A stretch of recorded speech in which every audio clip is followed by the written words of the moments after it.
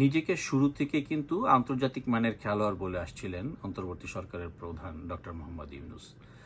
কিন্তু ডক্টর মোহাম্মদ ইউনূস কি এদেশের সংস্কৃতি জানেন? অন্ততপক্ষে আমরা যারা ৯০-৮০ শেষের দশক থেকে যদি দেখি বা ৯০ দশকটা তো পুরোটাই দেখেছি 90-তে, তখন মনে আছে বাংলাদেশে কিন্তু আবাহনী মোহামেডানে খেলা হতো। তখন আমরা দেখতাম যে এই পাকির আলী আসছিলেন, এমেকা আসছিলেন।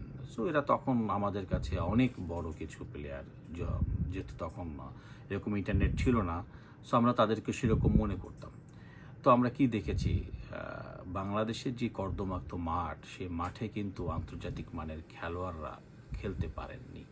শুধু ফুটবলেই না, আমরা ক্রিকেটেও দেখেছি, হকিতেও দেখেছি নামকরা পাকিস্তানি ক্রিকেটাররা এসেছিলেন, বাট তাদের পারফরমেন্স কিন্তু দিন শেষে জিরোই হয়।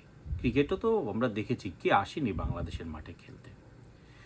কিন্তু আন্তর্জাতিক মানের খেলোয়াড়রা বরাবরই আমাদের দেশের যে কাদা সংস্কৃতির মাঠ, এই মাঠে আসলে ভালো খেলতে পারে না। আর যেই রাজনীতির মাঠে চর্চা প্রায়, যদি আপনি হিসাব করেন স্বাধীনতা থেকে শুরু করে বা ৫২ থেকে, তাতেও কিন্তু প্রায় ৭ দশকের যে বাংলাদেশের রাজনীতি, এই রাজনীতি যারা বিভিন্নভাবে উত্তরাধিকারভাবে ধাপে ধাপে করে আজকে এই পর্যায়ে এসেছেন, সো তাদের রাজনীতির খেলার সাথে একজন নিজেকে দাবি করা আন্তর্জাতিক মানের খেলোয়াড়, যে তিনি আন্তর্জাতিক স্তরে খেলতে পছন্দ করেন, আহ, আমরা দেখছি যে তিনিও কিন্তু বুঝতে পারছেন যে তার আয়ু, মানে তার ক্ষমতায় থাকার আয়ু ধীরে ধীরে কমে আসছে।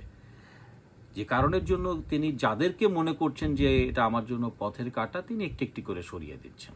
এনসিপিকে বলেছিলেন এরা আমার নিয়োগকর্তা, সেই নিয়োগকর্তাদের এখন কিভাবে কলঙ্কিত করা যায়, বাদ দেওয়া যায়, আমরা ধাপে ধাপে সবই দেখেছি।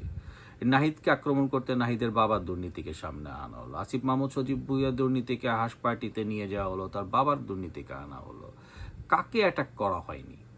সবাইকে অ্যাটাক করে সেই যে বৈষম্যবিরোধী ছাত্র আন্দোলন যেটি ছিল, সেটিকে কিন্তু বরঞ্চ যেটি করার কথা ছিল পরবর্তী কোনো রাজনৈতিক সরকারের, সেই চেতনা, সেই ধারণাটি নষ্ট করলো তিনি। তো তিনি কি বুঝবেন বাংলাদেশের রাজনীতি?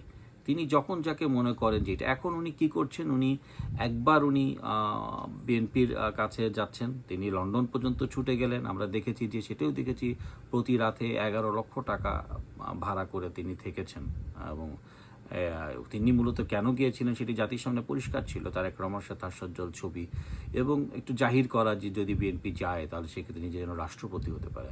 আবার এদিকে জামাতের সাথে বাইলাইনে আলোচনা এভাবে করছে, যে মানে দুই পাশ খেলতে যে আসলে উনি ভারসাম্য হারিয়ে ফেলেছে। কারণ বিএনপি জামাতে যারা রাজনীতিবিদ, তারা তো এরকম এক দুদিনের রাজনীতিবিদ না, তারা এদেশের আবহাওয়া, এদেশের সংস্কৃতিতে গড়ে ওঠা রাজনীতিবিদ। কাজেই তাদের সাথে খেলতে গেলে কতটুকুভাবে খেলা যায় সেটুকুই বুঝতে পারছে না।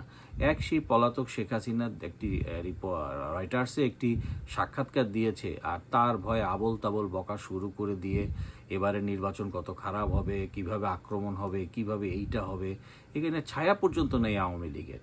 সেখানে ওনার এখনও আওয়ামী ভীতি কাজ করছে, তাই না?